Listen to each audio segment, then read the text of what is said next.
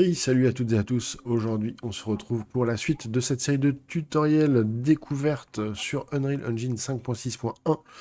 Dans la précédente vidéo, on avait pimpé un petit peu notre Slender, notre poulet, afin de le rendre un petit peu plus canon, avec des animations, avec des sons. Eh bien, aujourd'hui, on va tout simplement se faire toucher et on va perdre la partie. On va surtout se faire toucher, faire les premières actions. On va pas s'occuper encore de l'interface avec un menu, un écran, etc. L'objectif, c'est tout simplement de perdre, voilà, et d'avoir ce petit résultat avec un effet ragdoll, une caméra qui change, et notre poulet qui est un petit peu perdu, bien sûr. Donc on va voir tout ça dans cette vidéo, ce n'est que les prémices, on aura d'autres vidéos dédiées vraiment au menu, on fera un petit fondu au noir, un petit écran façon Elden Ring ou GTA, voilà, un truc un petit peu plus canon que simplement ça, mais au moins, on va voir comment faire pour se faire toucher par notre Slender, par notre poulet. On va voir un petit peu les collisions avec les capsules, etc., les différents paramètres à penser à vérifier. Et puis voilà, allez, à vous de créer, bon tuto. Alors, pour eh bien, faire en sorte que notre poulet puisse attaquer notre joueur, on va faire quelque chose d'assez simple.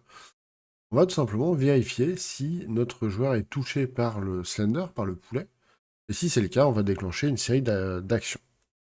On verra comment changer d'écran et comment aller sur des menus dans une prochaine vidéo. Pour l'instant, on va simplement faire une série d'actions pour faire comprendre aux joueurs t'as perdu mec ou t'as perdu meuf et recommence.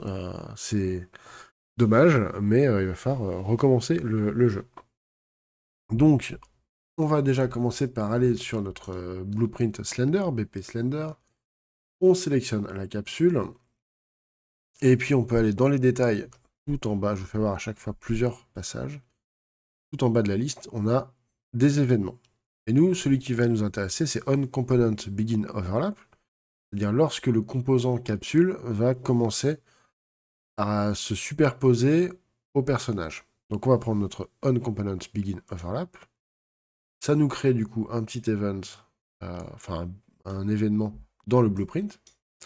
Première chose qu'on va faire, c'est vérifier est-ce qu'on touche bien notre first person character, est-ce qu'on touche bien notre joueur. Donc on prend le other actor et on se fait un petit cast to first person character. Attention, c'est pas le game mode ou player controller, c'est bien le character qu'on cherche. Et donc, si c'est le cas, on va commencer par jouer un son. Même avant de jouer un son, ce qu'on peut faire, c'est qu'on va se faire un petit print string. Hop, on va mettre dans le nom, dans le string touche, tout simplement, et on affiche juste du texte. Directement, on va mettre du son derrière. On a vu ça précédemment, on va chercher un petit play sound. Et là, on va mettre play sound 2D. C'est-à-dire que vraiment, le son va être joué en 2 dimensions. C'est-à-dire surtout, entre guillemets, sur tout l'écran. Alors, sachant que c'est pas le son qui est joué sur l'écran, mais en gros, il va envahir tout l'espace sonore disponible du joueur, comme s'il était vraiment collé au joueur. Donc, play sound 2D. Et là, on va sélectionner pardon, la queue. On va rechercher chicken. Vous pouvez mettre autre chose si vous voulez. Et moi, je vais aller chercher chicken roaster, le 1, le 2 ou le 3, peu importe. On va prendre par exemple le 1. Donc chicken roaster, c'est vraiment le cri du coq classique. On va ouvrir ici. La volume, je vais mettre 10 hein, par exemple, voire plus. Faut limite que ça sature. Hein. Ça fasse un petit peu peur quand même. On va tester tout ça.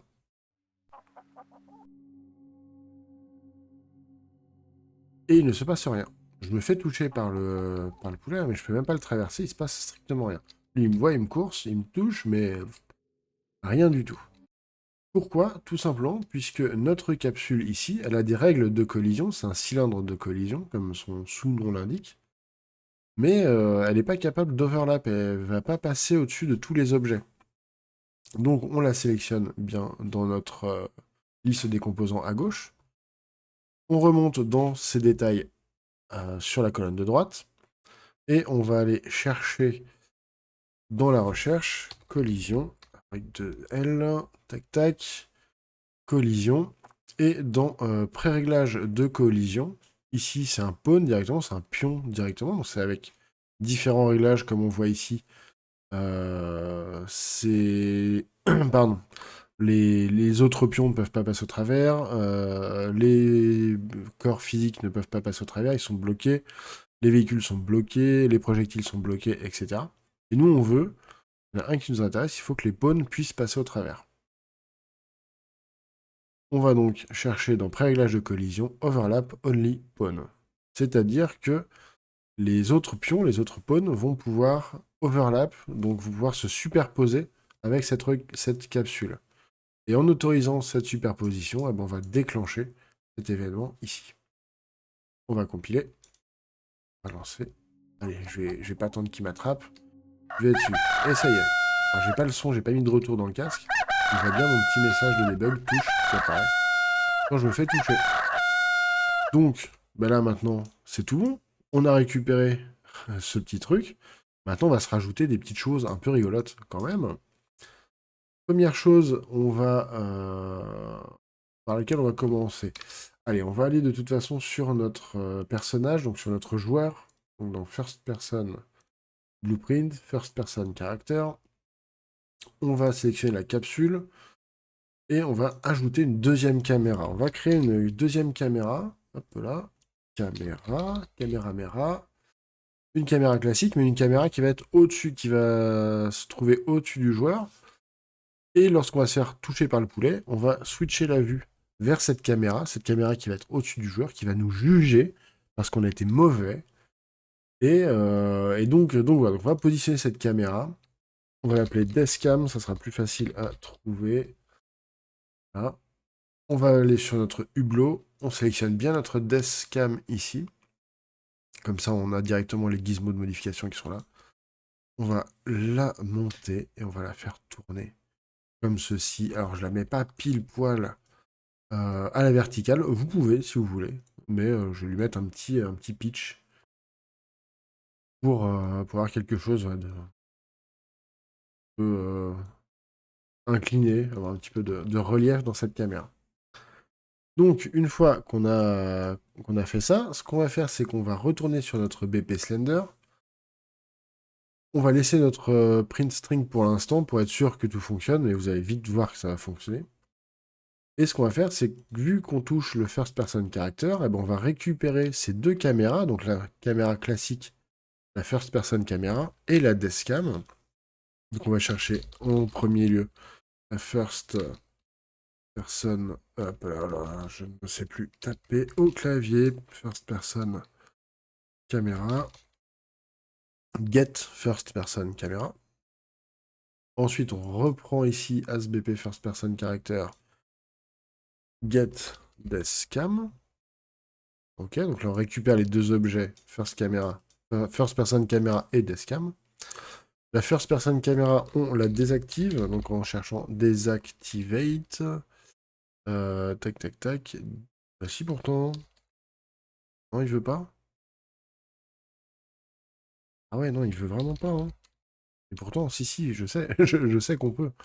Et oui, parce que ce n'est pas désactivate, mais c'est deactivate. Donc la first person camera, on va chercher deactivate, la fonction. Tac. On va la mettre après le play sound 2D.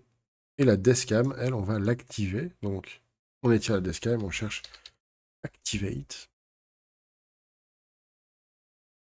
Hop. On n'a pas besoin de cocher reset puisque c'est tout simplement des options à remettre à zéro si jamais on bricole un petit peu sur cette caméra. Nous, on la laisse vraiment par défaut. On va tester. Allez, mon poulet. Tac. Là, voilà. J'ai ma vue. Je suis passé en vue juste dessus. Alors maintenant, on peut jouer de cette façon. C'est pas forcément l'intérêt. On va rajouter une deuxième petite option, un petit peu rigolo drôle. On va retourner sur notre first person character. On va sélectionner notre first person mesh. On va cliquer sur le petit à côté de notre squelette, enfin de notre mort, on va dire, sur le petit dossier avec la petite loupe. Ça nous fait apparaître le skeletal mesh, un acteur de base qui était créé, Le close sim qui est pour tout simplement avoir les effets de tissu. Nous, vu qu'on est en première personne, on n'en a pas besoin. Et ce qui nous intéresse, c'est surtout le Death Physics Asset, qui est déjà créé avec ce personnage. On va l'ouvrir. Et on voit ici des espèces de petites sphères, tout simplement. Ce sont on va dire des collisions très simplifiées. On n'a pas les collisions sur la forme exacte de notre mèche 3D, mais on a des collisions un petit peu simplifiées qui sont reliées entre elles par des os qu'on voit en rouge, des articulations vertes. Et ce qui nous intéresse, c'est que si on clique sur les trois petits points, le petit menu burger, pardon, les trois traits qui sont en haut ici, on fait simuler, et bien on voit que notre personnage tombe de façon un petit peu aléatoire. On peut recommencer. Il va pas tomber de la même façon exactement. Selon un petit peu les poids qu'il va avoir sur les différents objets, etc. Donc coup de bol, nous, le Physics Asset est prêt. Coup de bol ou pas, on pourrait dire que c'est fait exprès. Ces vidéos ne sont pas réalisées par des professionnels. Donc, qu'est-ce qu'on va faire avec tout ça? Eh ben, on va retourner sur notre BP Slender. On va récupérer notre As BP First Person Character. Et on va chercher un set Simulate Physics sur le mesh. Là, vous allez me dire, ouais, mais en fait, je comprends pas, parce que là, on le fait sur le mesh, mais nous, on a vérifié sur le first person mesh. Eh bien, dans ce cas de figure, en fait, vu que les deux sont liés, ça fonctionnera de la même façon. Mais c'était une très bonne remarque. Je vous remercie de l'avoir présentée. Et donc, cette Simulate Physics, on va à la fin, on coche Simulate, on compile, on run, et on est mauvais, on se jette sur le poulet.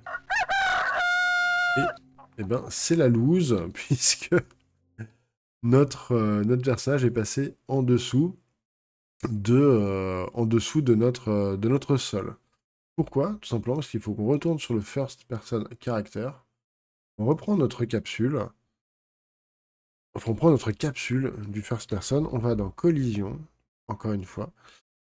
Et là, au lieu d'avoir pawn dans pré-réglage de collision, on va aller chercher ragdoll.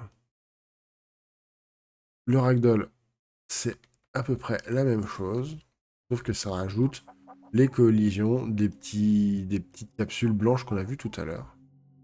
Et donc, pour que notre personnage ne traverse plus le sol, on va tout simplement revenir sur le first person character.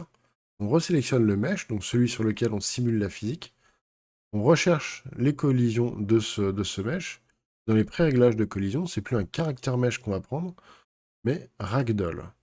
Ce qui fait qu'on va vraiment plus prendre en compte tous les petites capsules blanches qu'on a aperçues tout à l'heure dans le Physics Asset. On va compiler, on va tester, se jeter allègrement sur le poulet, puisque nous préférons le poulet. Et donc, j'ai du ragdoll. Alors, on passe un petit peu au travers. On a des petits effets un petit peu comme ça. Ne vous inquiétez pas, une fois qu'on aura fait le ragdoll, on va faire toute une vidéo sur la fin de jeu, quand est-ce qu'on va perdre.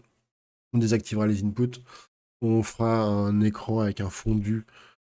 Potentiellement, pourquoi pas un écran à la Elden Ring ou à la GTA. Voilà, ça pourrait être rigolo. N'hésitez pas à le dire dans les commentaires, même si ça sera probablement enregistré bien avant que vous voyez cette vidéo. Mais voilà, faire des petites options un peu cool lorsque le personnage, enfin lorsque le joueur se fait attraper. Et puis comment revenir aussi sur le menu principal si on ne va pas rejouer directement. Voilà, bah écoutez, j'espère que ça vous aura plu. Comme toujours, le pouce bleu, les questions, les remarques en commentaire. Abonnez-vous pour ne pas louper la suite. Et à la prochaine. Amusez-vous bien, créez bien. Bisous.